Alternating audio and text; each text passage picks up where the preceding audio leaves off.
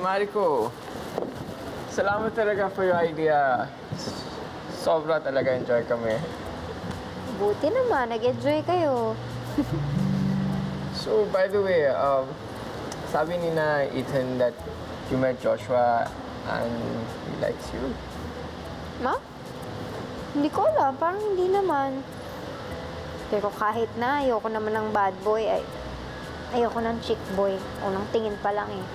Layon. Eh, bakit ako? Basta stay away from Joshua. Ukage yun. Sige po. Opo, kuya. Kami narinig ako ah. Ano yung ginagawa mo? Wala lang.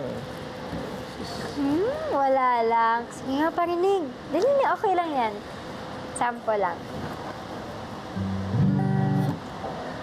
Ako rin ba'y iniisip mo? Oh. Yun lang. Pa lang? Dugtungan natin ng ako rin ba iniisip, pwede, iniisip mo, oh,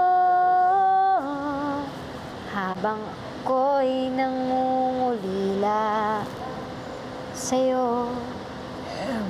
Okay? It's perfect. Magka-rhyme ba? Okay ba? Ah, Sige. sounds good. Musically gifted ka pala. Hindi naman. Oo, ang ganda ng boses mo. Alam mo naman si Mami, sinasabak ako nun sa lahat ng klaseng lessons. Pinag-piano lessons niya ako before. Kaya ayun, nahilig na din ako na mag-compose ng kanta. Bagong girl na si Bat. For sure, pinag-treatipan lang siya ng babaeng yon. Diba kilala mo yun? Diba ano yun? Waitress sa sports bar. Ay nako, hindi ka nga nagsiselos.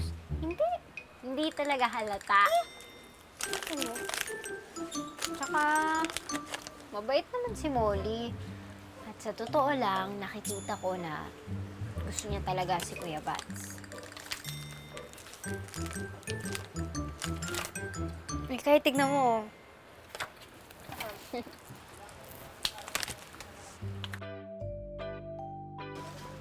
Wow. Buti pa sila, no? Papasyal-pasyal lang. Hoy, girl! May friend request ka. Baka soulmate mo na to. Sino? Joshua, ito na yung marketing proposals. Paka-check na lang. Yuan, you like her? Si Mariko. Huwag si Mariko. Ibang babae na lang. Bakit? Gusto mo talaga siya, no?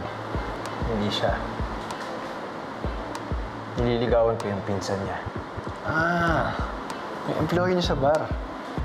Wala na siya sa amin. Alam mo, nakita ko yung picture nila. They look alike. Always have the same taste in women. Parang si Nikki.